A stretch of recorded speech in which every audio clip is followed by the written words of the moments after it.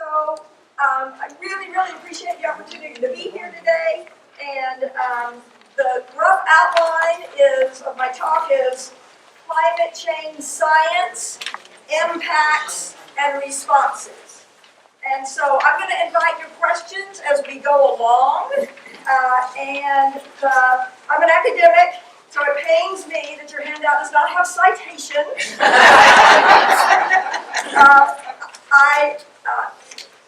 A lot of resources went into making this little thing, not the least of which was my time. So I really appreciate it if it can get more than a single use. So I hope we can share it with somebody and maybe have a little, yeah. So on your handout, I'm going to start, and this is something of a fine Waldo exercise today, but I'm going to start on the side that says Citizens Climate Lobby at the top left. And I volunteer with the Citizens Climate Lobby, and we have over 100,000 volunteers, 485 chapters. The Austin area has a chapter corresponding to each of our 5 U.S. House districts. We're lobbyists, we're volunteer citizen lobbyists, and to do that well, then you have to establish relationships with people, even people that you disagree with.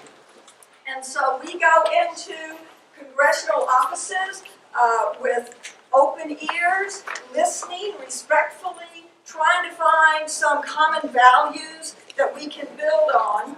And so we're strictly nonpartisan. And the reason we're nonpartisan is because we want climate legislation passed, and that's going to take at least 2 parties.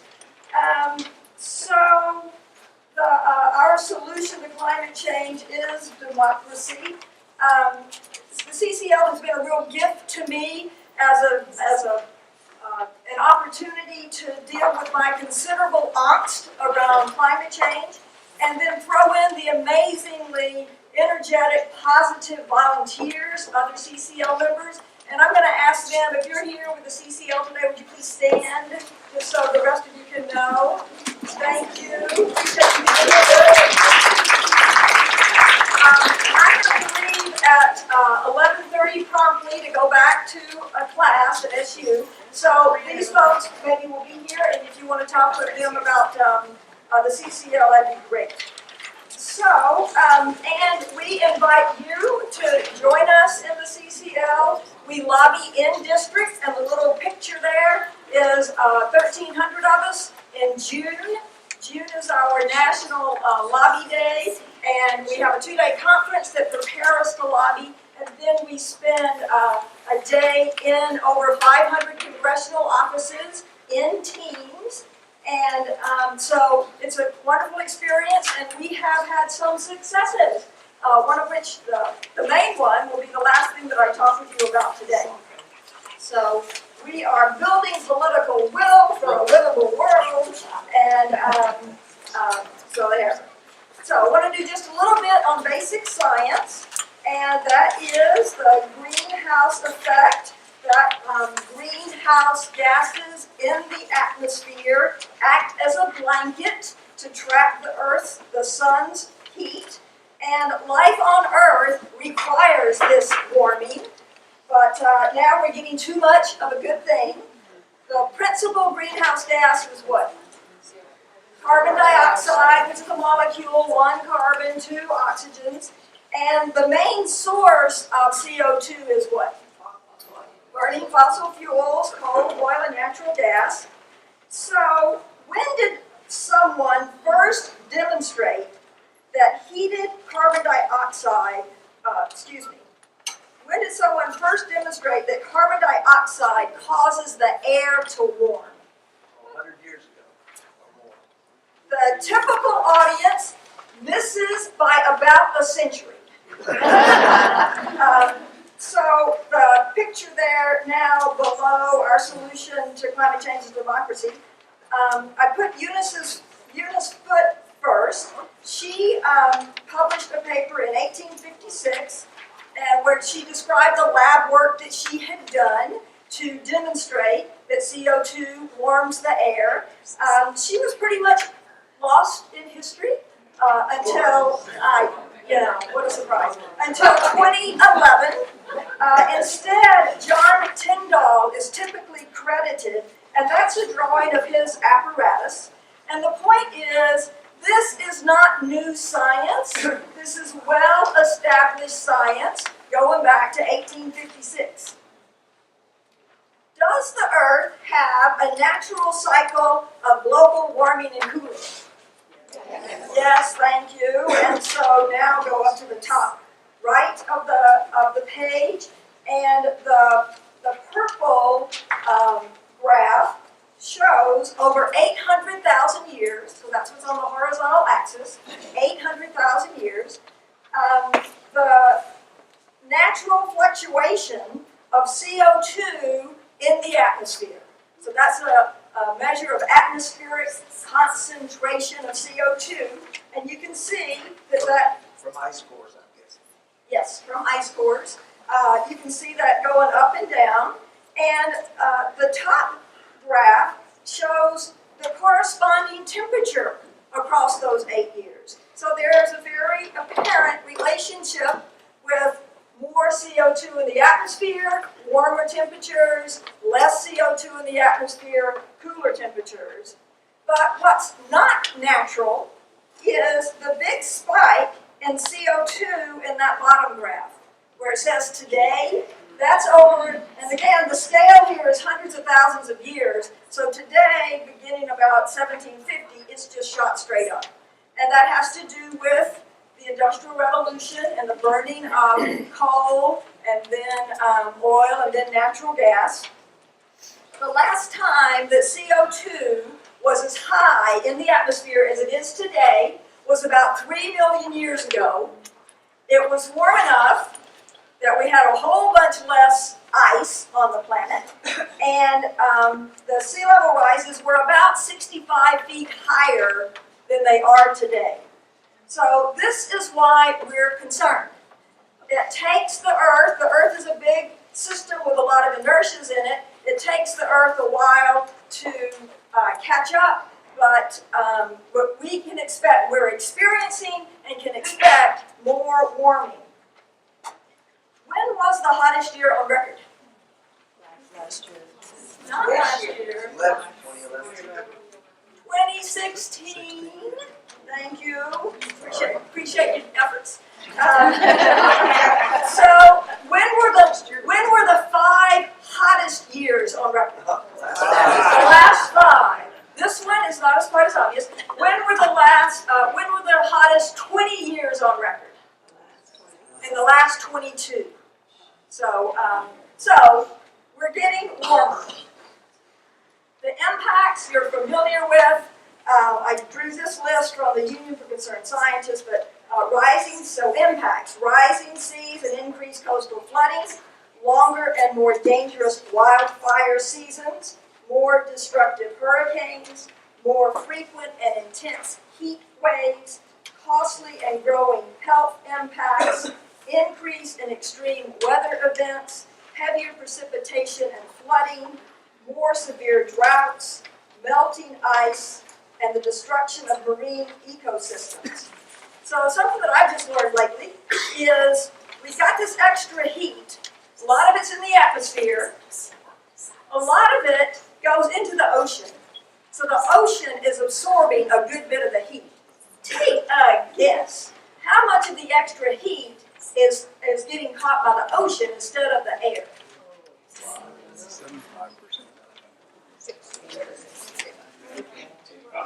80%, raise your hand if 80% sounds about right. Raise your hand if you think that's too high, too low. You're not playing. Good guess, 90%. 90%.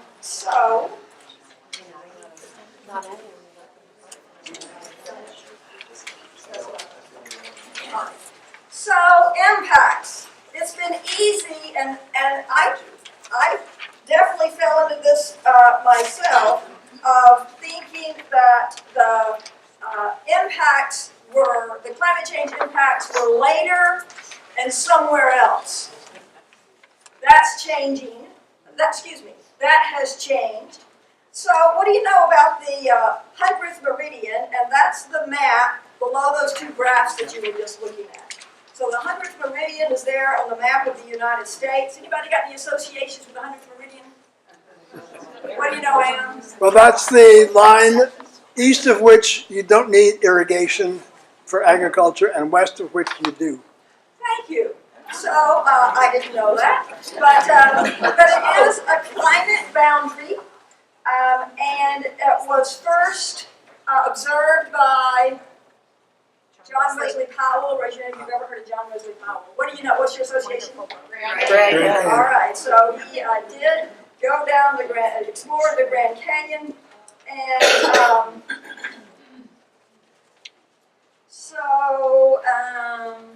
so it has shifted, this climatic boundary between West Texas and East Texas, and you can see it on there, has shifted to the east to about right where we are, about to the 98th meridian.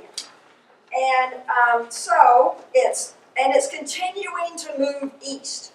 Point being, we can expect hotter and drier weather. So, back to the here and now, in terms of local events, does anybody have an association with local 2011? What was going on with the climate?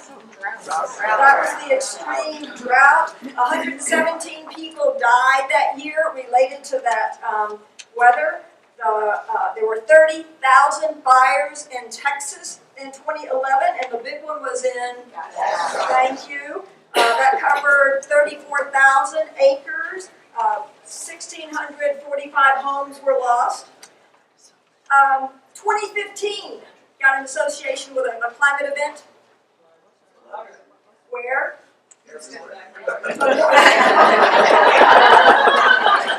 So locally, what I was thinking of was the Memorial Day flooding in Wimberley. 12 people died, 1,000 homes were lost. 2017, Harvey, enough said. 2018, locally. So Williamson and Bell counties, I'm from Georgetown, that's where Williamson County is. Bell County is just north of that. Both of those counties were USDA disaster areas for drought. Then the October flooding was, you know about the water boil. And also, the little, from that map, go to the far left for the health alert. That's a sign that was 30 yards from my home in Georgetown. They collect mosquitoes regularly, I didn't know. And they found a mosquito that had West Nile virus. And so they sprayed for mosquitoes and were letting us know about that. So another part of climate change is that it's changing disease vectors. And so West Nile virus in my neighborhood. You know what kind of bird that is? That is a whooping crane. They're about 5 feet tall. Their number is down to 430. They are among the animals in Texas who are endangered in part due to climate change. The whooping crane needs fresh water inflow for its habitat down there at Port Aransas, and drought is mucking with that. So that's contributing to the loss of the whooping crane.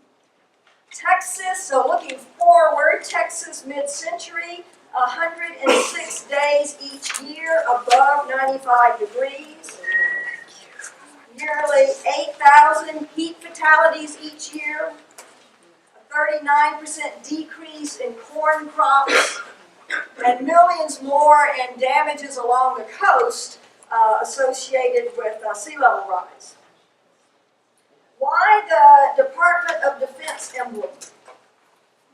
Threat multiplier. Countries are fighting over water, y'all. Thank you. So there's two issues. That's one. The first one I'll mention is that a lot of military bases are at risk from sea level rise.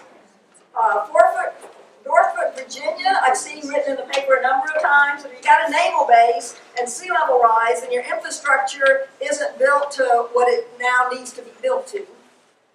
And the Pentagon came out with a study just last year on that. Many military installations. And that's an example of the broader category of infrastructure. Our infrastructure, our roads, bridges, dams, seawalls are not suitable to the coming climate. And military bases are an example of that. And then the other point is that the Department of Defense and NATO use the phrase threat multiplier in regards to climate change. So when you've got food insecurity and water insecurity and you have migrations, then that's going to contribute to political and economic instability. And so our military is concerned about that. Case in point, what's the case in point from today's world? Thank you, Syria. So that was a conflict that was fed by a very serious drought. People couldn't support themselves out on the countryside, so they came into the cities. And there was already political tension in the cities, and you got hungry people who can't support themselves, so that's threat multiplier. It contributed to the Civil War. And that account is even acknowledged by the DoD. Any questions to this point? All right. Where's the good news? It's on the back side, but don't look at it. Don't look at it. So, global warming, continued global warming, is going to be very costly, even in dollar terms. And that next map of the United States is a peer-reviewed journal that went county by county, and the green counties are places that will experience faster economic growth. The red will experience slower economic growth. In Texas, our farmers are going to be hurt. We're going to have higher energy costs with the heat. We're going to have more coastal damages. It's going to be harder to find people to work outdoors in the heat. So you see there across the South, there are lots of places with losses. Yes, there will be some that do better in an economic sense, but for the nation as a whole, the economic losses exceed the economic gains. So it's going to hurt the economy. Mostly the red states, it looks like. And we're coming back to that. Thank you. So that article was from the journal Science, peer-reviewed. Another journal, Nature, confirmed or reinforced that the U.S. economy will be hurt. And it also looked at the global economy. By 2100, the global economy will be 23% smaller than it would be in a world without global warming. It'll be 23% smaller than it would be if we arrived in 2100 without global warming. So the global economy is going to take a hit. And just a note on why economies are hurt. We can look around today and see places that are really hot. And we can see their agriculture is not as productive. Their outside workers are not as productive. They can't get as much done. I always think of a roofer working in Texas. You know, how much slower the work's going to be. And simply fewer people work when you reach some threshold of heat. So the global economy is going to be hurt, and a lot of regional economies are going to be hurt. In addition to that effect just on the size of the economy, there are other costs. The recovery cost, Harvey alone, anybody happen to have that number in your mind? $125 billion for the losses created by Harvey. So that's a cost. And also adaptation. I mentioned infrastructure. We're going to have to adapt our infrastructure. those naval bases are going to have to be upgraded or changed, improved to be suitable for a higher sea level. But so protecting infrastructure, seawalls, raising roads. Before Harvey, the state of Texas requested from the federal government $15 billion for a wall, a seawall.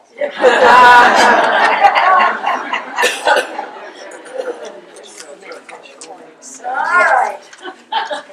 So looking again at that map, as was mentioned, the red states, where there's more pain, more losses, tend to be lower income states. So a consequence in the U.S. is going to be that it will increase the inequality that we have. And in addition, there are definitely global inequities, and that's depicted on the two global maps there. So, looking at so the two maps of the globe, in the top globe map, the red states are those, or the red nations, are those with higher emissions per person. This is below the 100th meridian. Below the 100th meridian. Thank you. Yes. How could Russia be on there when such vast areas that are unoccupied? It's a per person basis. So it's not a land thing, it's a per person. So wherever they do live, they're using lots of CO2 per person, and then they just say Russia does. So thank you. So it's a per person, not a per square mile. They burn a lot of coal. Thank you, and thank you very much. They burn a lot of coal. Emily, as an economist, how do you deal with the argument that all of this adaptation is generating economic activity, which is good, isn't it?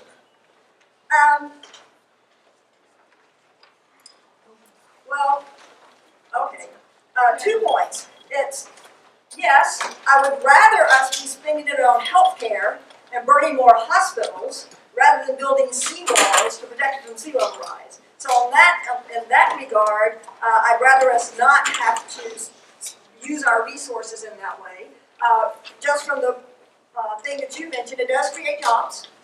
So, thank you. That's what they say about war. It's the best thing for the Yeah, Yes. All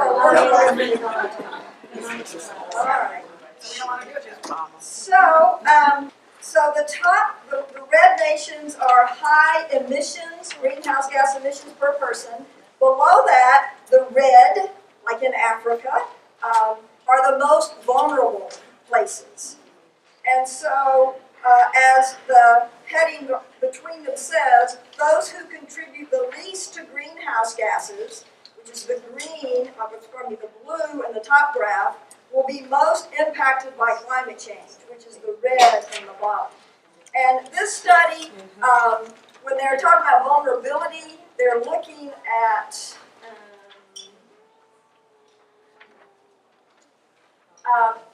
vulnerability reflects the number of people and the resources that they have to cope with the changing climate and the climate itself that they'll be having to deal with. So that's what makes them more vulnerable. They got bigger climate, significant climatic changes, few resources to cope, and lots of people. So, so some people look at that and see a basic unfairness. Some people do. Raise your hand if you do. I thought that was this kind of group. All right, so which nation is the biggest emitter today? China. Which nation has the biggest cumulative emissions? The U.S. Okay, so today China is emitting more greenhouse gases than we are, but if you look back from the 1800s, we have emitted the most across those years. Which nation has the highest per capita emissions? And by that, per capita means average, so the average emissions across the people. Which nation has that? Well, you know what? I don't know. I've asked a question I don't know the answer to. But if you look at the graph on the same side, bottom left, then that shows it doesn't show all the nations. So that's why I made it, I set it up wrong. But you see what each of those bars represent is 17 years of data. So the first one above the world is the average emissions of CO2. And this is just CO2, so not other greenhouse gases, but CO2. The average emissions across those years. And then the next one, the red, is the rest of the world. China, you see, on average, their emissions are growing. The United States, we're number one. And I really don't know. I'd be interested to look up Saudi Arabia, other nations. But by these categories, we're at the top. So what's the good news about the USA there? It's decreasing. The EU's is decreasing. And if you look, China today, on a per person CO2 basis, is about where the European Union is. So China today and the European Union are about the same. And then there's India with a relatively low per capita emissions. Yeah, so we always hear about, what about China, what about India? On a per person basis, they've got a lot lower emissions than we have. Yes? What's the hamburger picture? Thank you. Is anybody else wondering what's the burger doing there? Does anybody know what the burger's doing there? That's the best thing we can do to not eat hamburgers. Thank you. Raise your hand if you're aware that your diet affects emissions. Yes. So, CO2, carbon dioxide, has contributed the most to global warming, but it's not the only greenhouse gas. Anybody know the name of the greenhouse gas associated with that burger? All right, so that's a very noble thank you. Thank you. I wish my students at Southwestern would do it. So methane is another very significant greenhouse gas. There's not as much of that in the atmosphere, but each molecule of methane is much more effective at trapping heat than each molecule of CO2.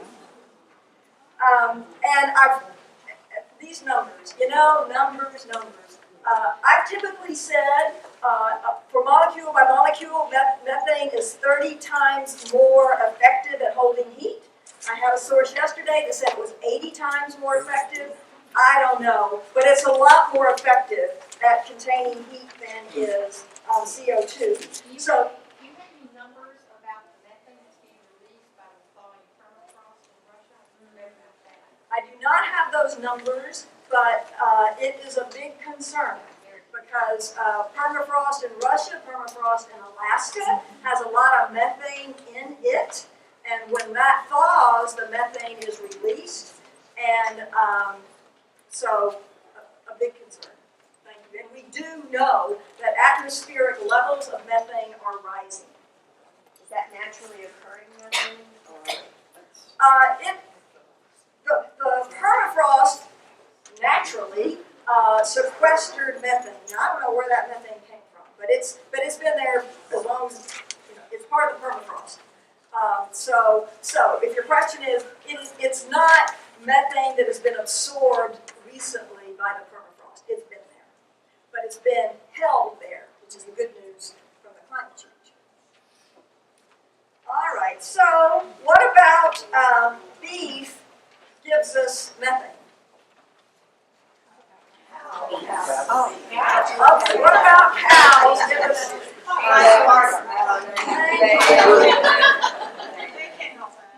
all right, so they have a rumen, and so they do a lot of belching, And actually, methane comes out both ends. And I had always said, I thought with authority, that it was the rear end, but a student did a paper last semester, and she had a citation that says it's more from the belches. But anyway, it's the digestive system. So, in addition to our CO2, we're also contributing a lot to methane through our diets.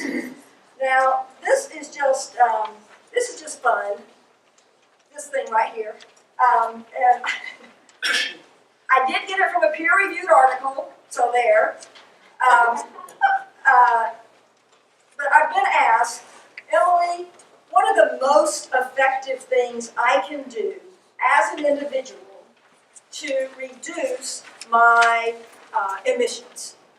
And those four numbers that are below the burger are the top four items as presented in this article. So these are the top four things you can do as an individual to reduce your greenhouse gases. And this is not just CO2, it's also methane and other diets. The units, those numbers are in the units of CO2 equivalents, if you're familiar with that. And a CO2 equivalent is simply a common unit to measure the warming impact of CO2, methane, and other greenhouse gases.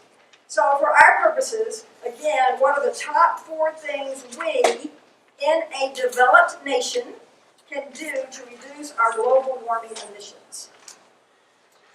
Raise your hand if you heard the question. Do a 20-minute or 20-second check-in with your neighbor. What do you think they are? Top four things you can do.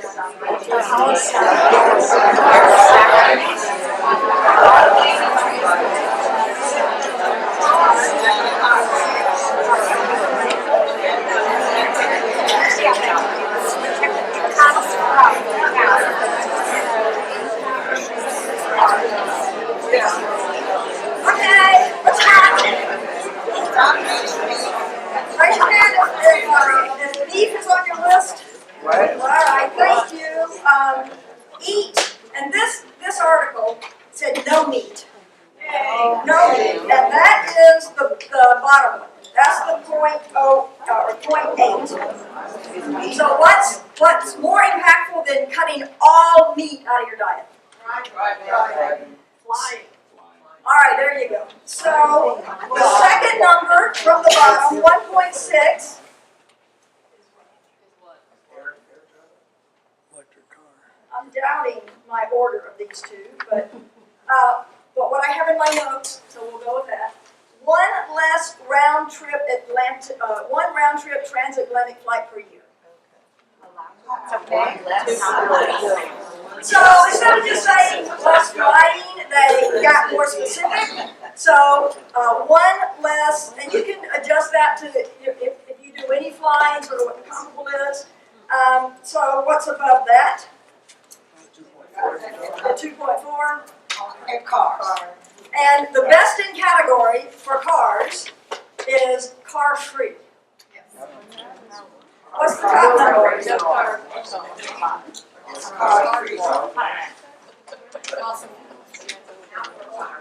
Car what? Free. Car free. All right, here it is. The top number. Have one fewer child.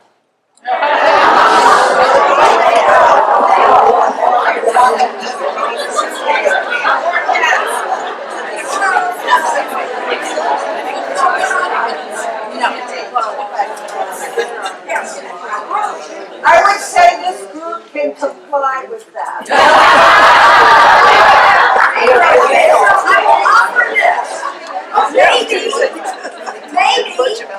Maybe we can quit begging for grandbabies. Yeah.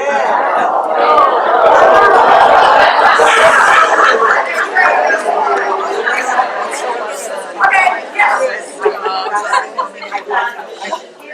Worldwide having more women in positions of authority. That didn't make the list. So, moving along, yes. So I have a question about me. What about check-in on this pitch can? Is Chicken is less. One reason is it doesn't have that lumen. A second reason is a chicken lives 6 weeks before it's killed. A cow is with us for 1.5 years to 2 years. So those things, yes. How about changing their diet? Would that help?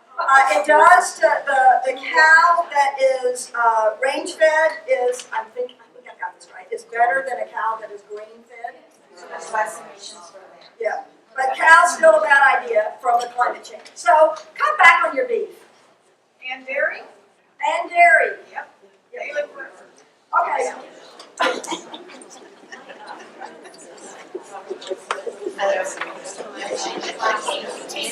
I'll repeat it for you.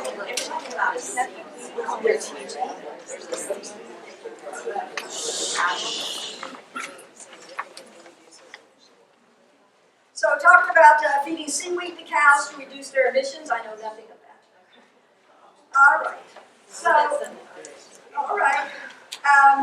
So there's that. Next is, here's a statement. Reduce what you can in terms of emissions. Reduce what you can, offset the rest. So, offsets. Raise your hand if you're familiar with offsets. All right, about half of you, so the other half not. So we emit greenhouse gases, for example, when we're in a plane or in our car. And so the offset means to take an action to reduce emissions somewhere else. And can you pick out in that picture of that woman what is reducing her emissions? Looks like she's using a little rocket stove. Thank you. It is the stove. There are about 3 billion people, or 40% of humanity, who cook over an open fire or a very rudimentary stove.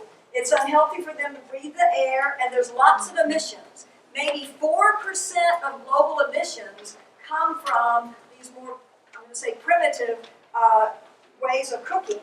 So to get a more efficient cook stove, you burn fewer trees, so there's less emissions going up in the atmosphere, and the trees stay planted longer, and the trees that are staying planted are, so we say, sequestering carbon. The trees, take the carbon, CO2 out of the atmosphere. So barbecue, where does that fall on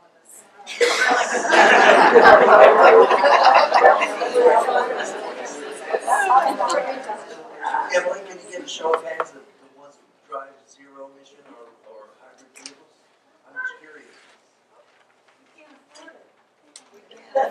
He wants to know how many of you drive zero emission cars, Or a hybrid. or a hybrid. Got half of you. Okay. So back to the offsets. Okay, the offsets. So, with that woman is the Arosha, I'm not sure how to pronounce it. That is a Christian organization recommended by Catherine Hayhoe. Raise your hand if you've ever heard of Catherine Hayhoe. Yeah. Thank you. She's a climate scientist. Get ready. Evangelical Christian climate science. Been named by Time magazine as one of the 100 most influential people. You can Google her and find her there with Leonardo DiCaprio and Barack Obama. And she's on the CCL advisory board. And lives in love. And when she says you can trust Arocha, I go. I trust her. The Sierra Club also offers carbon offsets. And so you can go to either of these two sites and you can put in your flight information. For example, in June, I am flying to DC to lobby against climate change. And so I can put in my flight, and what it would cost me to offset my flight to DC is $7.49. And then I sent the money to Arocha. I did the math over with the Sierra Club, and it was about the same, $7 and some odd cents. So I offer that to you. All right. What would they do to offset it? Thank you. So, Arosha buys cook stoves. And other things. They have some tree things down in Central America. The Sierra Club gives their money to a clean energy company. Thank you very much for your question. All right, flip it over. The IPCC, raise your hand if you're aware of this headline. We have 12 years to cut global emissions in half. Thank you. So the great news, is that we know how. And I say that's great news. We do not have to wait on some new technology. We have the technologies today. Yes? I saw a news story about, is it Switzerland making some kind of apparatus to try to take the CO2 out of the atmosphere? Do you know about it? There are efforts to make machines, carbon sequestration, to take CO2 out of the atmosphere. Those are not ready to employ today. And the good news I'm sharing with you is we have what we need today to address this problem. It would be great to have become better at it in the future, but we don't have to wait. And who knows on what time scale that'll be available. So this paper, Energy and Environmental Science, was just a real important moment for me. This was a study done by a team of engineers, and they went state by state in the United States, and with the technologies that are available today, we have what we need to get to 100% clean and renewable energy by mid-century. So for example, in the state of Alabama, they looked at the slant and orientation of the roofs and the position of the trees around the house. So that's an example of how they were measuring the capability of getting solar energy. And they did that state by state. Wind and solar are going to get more efficient, but we can get there with what we got already. The drawdown, top right, that's a book, right here if you're familiar with the drawdown, a few people. It's a book that also looks at what we already know how to do in terms of getting cleaner and sequestering carbon. And it ranks all of these 80 options according to their potential to solve the problem. And they make the case that not only can we reduce or halt our emissions from going up, with some of these things we can start having the CO2 in the atmosphere decline. For example, reforestation will reduce the amount of carbon in the atmosphere. So there's two things we need to do. We need to quit adding more, and we need to get rid of what's there. And draw down, they make the case that we've got what we need to do that today. And it's not pie in the sky stuff. It's and they're not making fantastic assumptions about, if everybody on the planet went to zero cars. It's not that kind of thing. So realistic assumptions about how to get there. Emily, Yes.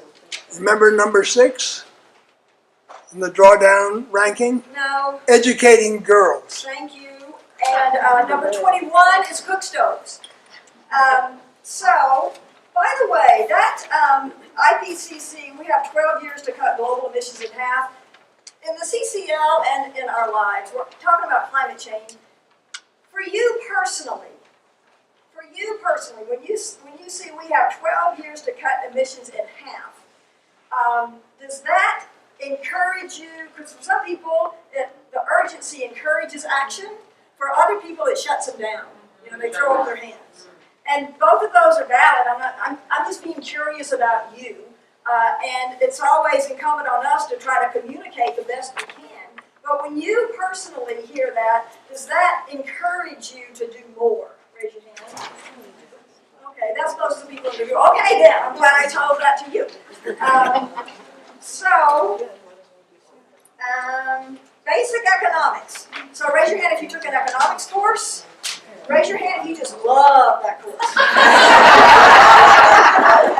All right. So what you learn in basic economics is that we cannot rely on, this is on the sheet in red print, we cannot rely on individual choices to fix pollution. That's just basic economics. I don't have the time to teach that to you today, but there's three policy ways to address it.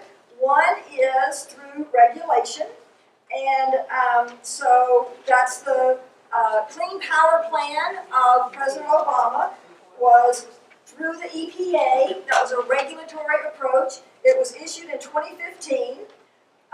It was challenged by several states. It was stayed by the Supreme Court in 2016. It's now being eliminated by the EPA. Point being, it was never in effect. The Clean Power Plan was never in effect. The second broad approach there is the Green New Deal. And as you're aware, that's just a resolution in the statement of values and aspirations. It's not a list of actual legislative, programs. It does not introduce any specific program. Anyone read the resolution? I recommend it. It's very readable, and you can find it. I've heard, and David Brooks, by the way, I have tremendous respect for David Brooks, but I've heard him say in public, which would be the only place that I would hear him say, I've heard him say that the Green New Deal would take away our planes, and that's not true. So read it for yourself. Just briefly, David Brooks said this? Yep. And he, on the NewsHour with this thing and he was just wrong. And so, which is to say, the point is, it's been misinterpreted even by David Brooks. So, don't necessarily. I have respect for David Brooks. All right, anyway, that's my shout out for David Brooks. The Green New Deal has many social and economic goals: universal health care, education for all, affordable, safe, and adequate housing, a job guarantee with a livable wage. So it has that stuff. It also has climate goals, including achieve 100% renewable electricity, make every building energy efficient, decarbonize manufacturing, agriculture, and other industries, fund R&D on clean energy technology. So we in the CCL are grateful for the advocacy of the Green New Deal. It has brought climate into the news and has helped bring it to the attention of DC, and we hope that these aspirations become legislation. That said, it's not what we in the CCL have spent 7-10 years lobbying for. But what we're lobbying for, the policy, and that's the last thing down there, what we're lobbying for is perfectly compatible with the Green New Deal. It is not either or. So we don't endorse the Green New Deal, but it is perfectly compatible with the Green New Deal. So the third way that economists talk about addressing fixing pollution is to price pollution. And that, keep calm and price carbon, is a bumper sticker that I designed and had made up. I'm tickled pink for that. There are different ways to price carbon. A carbon tax, carbon fee, those are same ballpark for sure. And the other is cap and trade. So this map with the green of the world, with the green and the blue, shows places that have carbon pricing. So there's 46 nations that have carbon prices, 24 sub-nations, and in 2018, these together covered nearly 20% of global greenhouse emissions. So it's not some radical thing, although I didn't mention before, global greenhouse emissions, when did they peak? So I said before, 2018 was not, 2016 was the year that we had the hottest temperature. What year did we have the most global emissions? 2018. So despite these the CO2 emissions are, greenhouse gas emissions are continuing to rise. So I dare say they would have gone up even more without these initiatives. So now back to the left. Last month and into this, well, this year, a bunch of economists made a public statement together. They made it as high profile as possible. It was written up, for example, in the Wall Street Journal and other places. And it was a statement written initially by 4 former chairs of the Federal Reserve, 27 Nobel laureates in economics, 15 economists, and then they put it out to the rest of the world of economists and said, would you endorse this? And I said, yes. So I am one of the 3,300 signatories to that. And so this is a statement by economists from across the political spectrum and in favor of a gradually increasing carbon tax. I'm going to explain all this again. But we like a carbon tax because it creates a clear market incentive to phase out of fossil fuels. We believe that the revenue that the government collects from this tax should be returned to U.S. citizens via equal lump sum rebates. And these economists said that the majority of American families will benefit financially by receiving more in their carbon dividend than they pay in increased energy prices. We recognize that this replaces the need for carbon regulation and that it is effective at reducing pollution. I've always had this question. Why would we essentially, it seems like we're rewarding people for their carbon use as opposed to advocating for reduction. Thank you. Let me talk through it and see if I answer your question.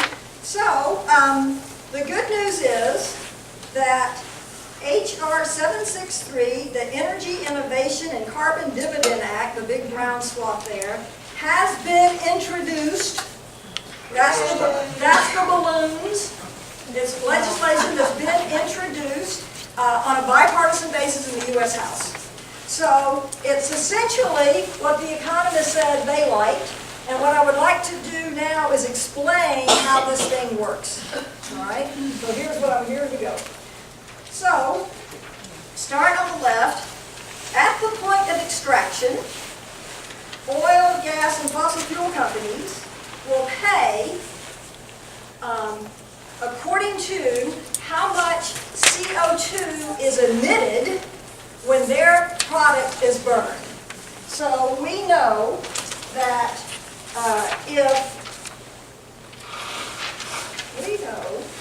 we know, I obviously don't know it, because I'm not going to look for it, that 1,000 pounds of coal, when it's burned 1,000 pounds of coal, we know that it's going to generate 2,860 pounds of CO2, which doesn't make sense, right?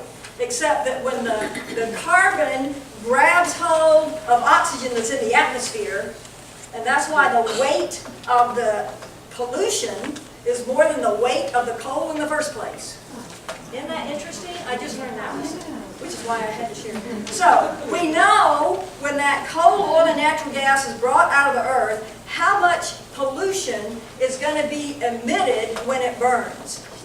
And so the fee is $15 per ton of CO2 emitted when that product is burned. Paid by the fossil fuel company. The money goes into the Treasury Department, and by this legislation, what the government would do with that money, and there's different things the government can do with money, right? Some people say they like the carbon tax and the government should then reduce other types of taxes. Some people say they like the carbon tax, but what the government should do with that money is build mass transit. Or something, that help the climate. What we say, and what this bill says, is that when the government gets the money, it goes right out the door as a rebate to households on an equal basis. So, why? Let me keep going, because it might answer your questions. When the fossil fuel companies pay this tax, do you think they're going to pass any of that along? Okay. So the cost of our gasoline is going to go up. The cost of our food is going to go up. The cost of anything that uses fossil fuels in its production or its transportation is going to go up. So cost of living is going to go up. And fossil fuel-based products are going to become more expensive. So, on the one hand, a household is facing a higher cost of living.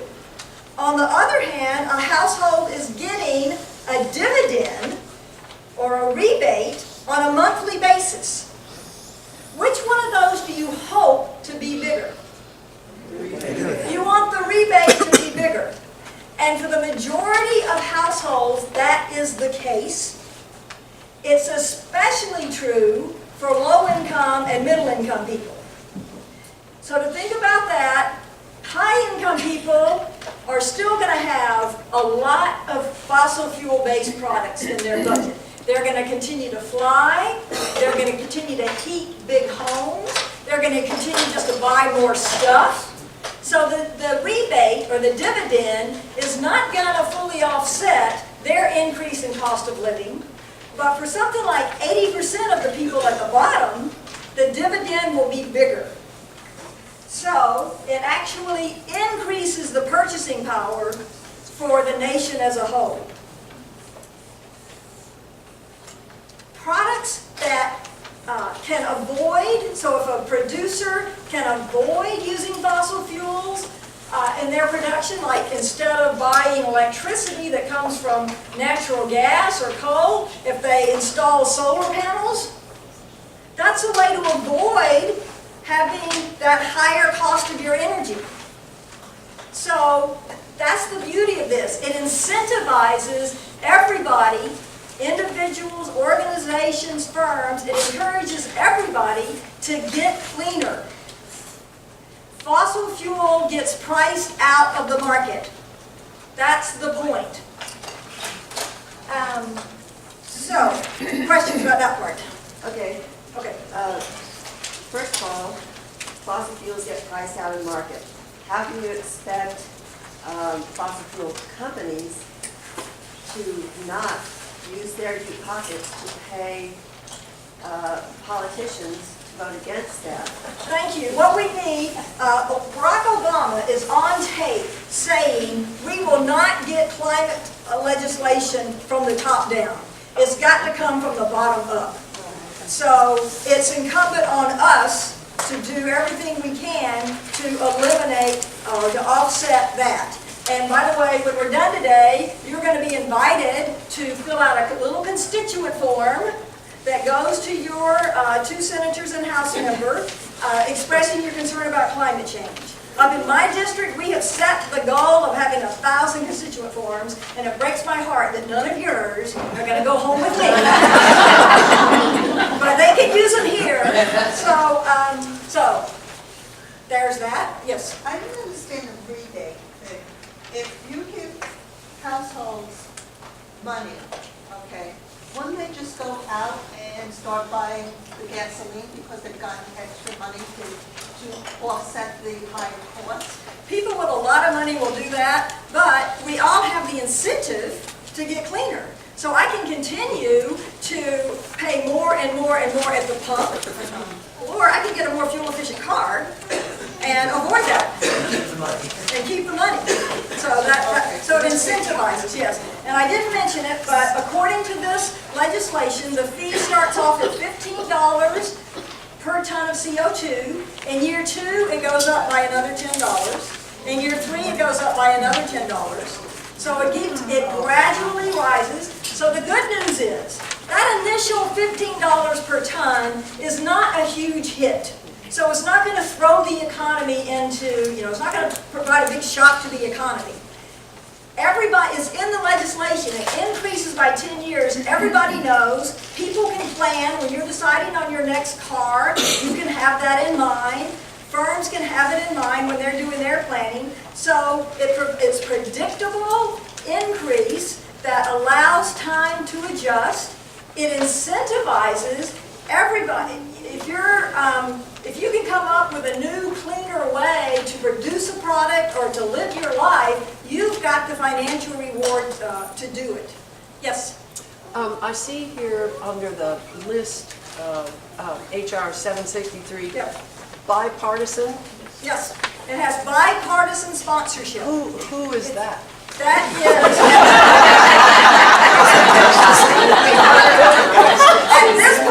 at this point, it is several Democrats and one Republican, but we're expecting, this, by the way, is the legislation that the Citizens Climate Lobby has been lobbying for years. So we are right in the thick of this, and we're expecting more Republicans. Want to guess the state that the Republican and the principal Democrat sponsor are from? Florida. Florida. They know one is from the west coast of Florida and one's from the east coast of Florida. They know about sea level rise there. Can I just address that question a little bit more? Stand up, please. There's a lot of bipartisan support for this. The Republicans, we can't hear you. The Republicans are beginning to see this, and there is another organization, the Council for Climate Leadership, that is founded by Schultz and Baker, who are from the Bush administration, who are really behind this.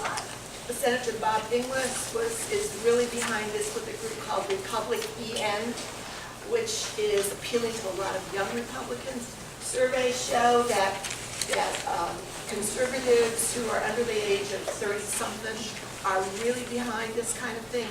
So this, to me, is most exciting. In fact, when I started working with CCL, Citizens Climate Lobby, I thought it was a real progressive group. As I get more into it, I see that it's really broadening out. We went to a conference a couple of weeks ago, where there were a good number of conservatives. So I take heart on that. Well, that's a happy surprise. Because they know it's coming. They know it's coming, and this is economically sound. Thank you. Yes. I have a concern with the fact that, we really do need reforestation. Because of all the fires, we are losing a lot of our trees. And what is left, of course, companies like Amazon need to cut down to have cardboard to send all their products. It's one of the most wealthy companies in the world, apparently. Yet they do not recycle their cardboard. When you drive by in recycling day, you'll see the massive amount of cardboard that goes into our supposedly recycling.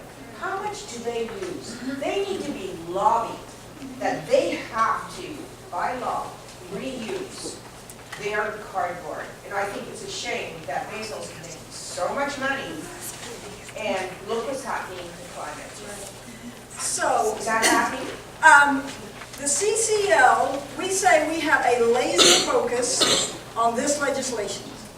And it's interesting because I hope you do come to a CCL meeting.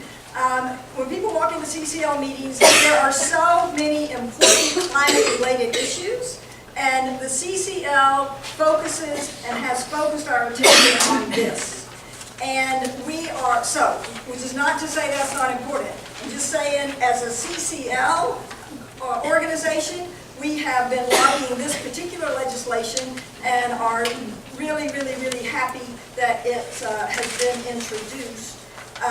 And there are many other things that need to be done. So it doesn't fix everything, but I will speak to its effectiveness. Amazon has already responded because they're cutting their deliveries now to one time per week. So all of your packages will come only once a week instead of every day. So they're already responding to customer complaints and concerns. But they should have a policy where cardboard is recycled and reused. I'm sorry. That's okay. So that's the way a CCL meeting sometimes goes to. Because there's so many, we're all passionate about the climate, and sometimes we start talking about other things. Yes? Have y'all worked out what the impact of this would be on the broader economy? Yes, and so to cut to the chase, the Texas economy will continue to grow, but it'll be at a slower pace.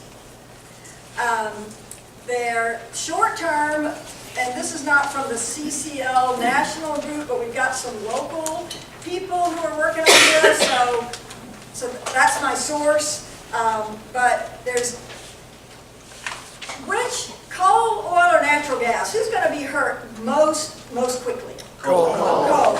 And where are we going to go to for electricity in the short run?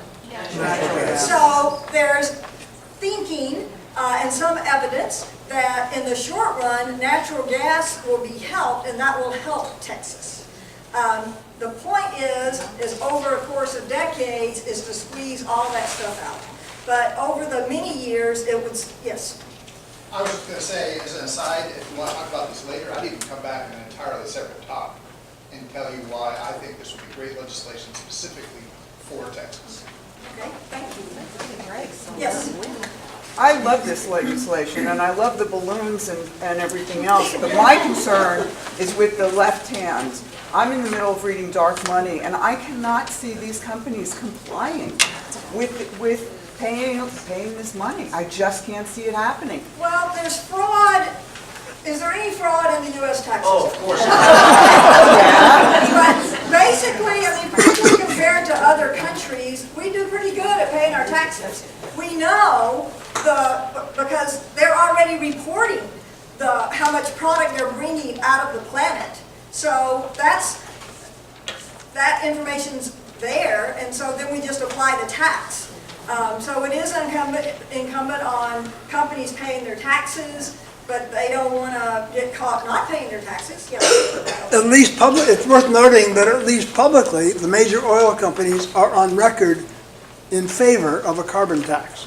That's privately the concern. Yes.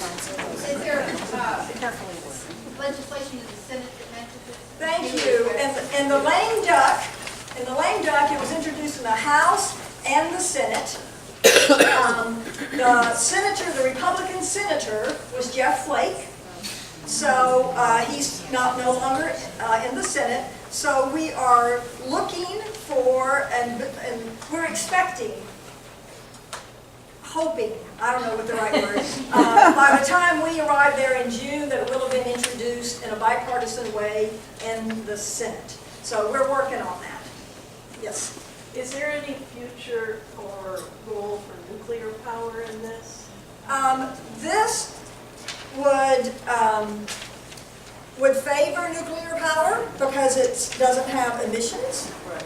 So, They just can't afford to build it. yeah, so in terms of legislation. It takes 10 years to build a nuclear plant. Yes. Do you need to be winding down? By my watch, I have 7 minutes. What by your watch? This is your time. I just don't want to drag you up to 12, because we will. Thank you. I'm shooting for 11:30, at which time I have to dash, but I've got 7 more minutes, and I think that doesn't squeeze your next speaker. No, we're fine. Thank you. So then let me just complete this with so there is a border provision that's worth mentioning. When U.S. companies, their cost of production is higher because they're absorbing some of this tax. So when they send their goods to other countries, they're going to be uncompetitive or less competitive because they're more expensive. So this law says when U.S. manufacturers send our goods abroad, they get a subsidy so that they can still sell them abroad, so that they will still be price competitive in other countries. On the other hand, when goods come in from nations that don't have a price on carbon, then they're at a competitive advantage. So this law says when those goods come in, they pay the U.S. government an amount that reflects how much fossil fuel is embedded in those products. So that's very exciting because if you're China and you're sending goods in and you know your goods are going to pay the U.S. Treasury when they enter the United States, are you happy with that? No. So the way the legislation, what it does is it says China, countries around the world, if you tax carbon yourself, then you can have the money And the goods can come into the United States without paying the U.S. government. So in this way, it incentivizes other nations to also price carbon. That's great news. All right, so then just running down this little, if I hit my red points, market incentive to reduce emissions. The dividends are equal shares every month. Adults get 1 dividend, children get 1/2 dividend. So that's the way that goes. What's the dollar figure? Yes.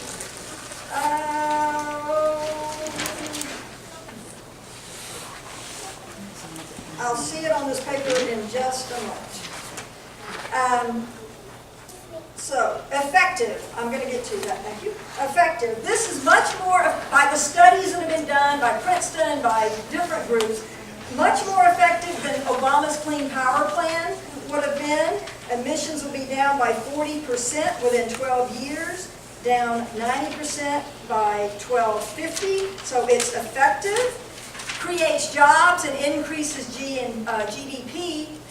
As I said a while ago, for most people, the dividend is bigger than the increase in cost of living. So most people have extra purchasing power. That's a stick. If you give people more purchasing power, what do they do with that money? That stimulates the economy. So the dividend acts like a stimulus to create jobs and increase the economy. It's good for people. It will improve our air quality. When CO2 goes up in the atmosphere, a lot of particulates go up there with them. It hurts people with lung issues, including asthma. The poor air quality causes an estimated 60,000 deaths each year, so it'll improve that. A family of 4, the dividend, a family of 4 would receive $288 per month after 10 years, so it grows, but after 10 years it'll be $288 per month. Is that $2 or $288 per month. Bipartisan support, I've already said that. Revenue neutral. Can I ask you a question about that real quick? You may. The bipartisan, do you have any feel, you guys have any feel for whether you have a veto-proof number of senators? Not this session. Not this session. Okay. So, it's a process. Yes. I'm sorry, but I still can't picture Texas oil companies, which they're not. So what do we do with this? We've got the oil, I'm interrupting because I'm running out of time. But you see where I'm going. I do, and you've been there, and you've been there. So it's a real thing, and I think we all have to engage that the best we can. The CCL says we're just going to forge ahead, building political will for a livable world, building a grassroots thing, and, you know, I mean, what else you going to do? What else are you going to do? So, CCL people are the most positive, I hope that's coming across, and I won't say optimistic, but I'll say hopeful, right? That's what we got. And so, become stockholders in the company and then you can have a all right, so the last thing is revenue neutral, and it doesn't add to the government deficit or the government debt. Originally, well, it was designed to do that. So don't know how you feel about that, but as an economist, I'll say we've got all the deficit and all the debt that we need. Thank you very much. And so it's appealing to me, both as an economist and as a CCL member, that it doesn't add to the deficit of the debt, because the money, it pays for itself. The small administrative costs are taken out of the money that's collected from the tax. So, I have 1 minute left. Anybody got a question? Yes. You said that having children is the greatest pollution, it causes the most pollution. Do you have Does your group have anything out there to encourage smaller families? I know it's a very touchy Right. subject. Thank you. The CCL has a laser focus on this legislation. Now, you know, when I take off my CCL hat, I buy offsets for cook stoves. But as a CCL person, I'm not buying offsets. As a CCL person, I'm lobbying for this legislation, which is what I've tried to do with you today.